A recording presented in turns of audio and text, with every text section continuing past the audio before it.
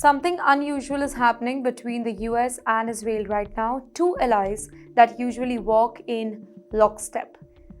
You know what? This time, Washington is not smiling. Reports suggest that a sudden chill in relation after a major energy deal went off the rails, and it's all tied to money, politics, and a $35 billion gas deal with Egypt. Here's what happened, ladies and gentlemen. The US Energy Secretary Chris Wright, he was supposed to arrive in Israel for a 6-day visit. Basically a trip meant to boost cooperation on regional energy and trade. But just days before the takeoff, he cancelled the trip and without any warning. Why? Because of the fallout between Israel's energy minister, Cohen, and the US official over the gas deal that was supposed to link Israel, Egypt, and broader Arab world through natural gas export. The plan was very simple, by the way.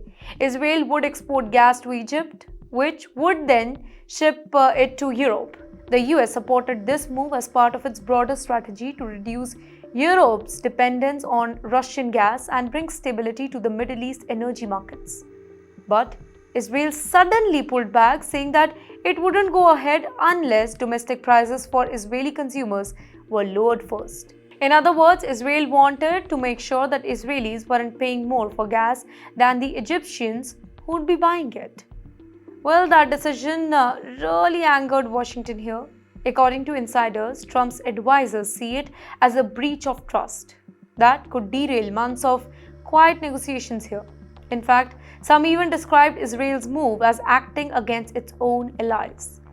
Well, the cancelled visit wasn't just symbolic, it's a message.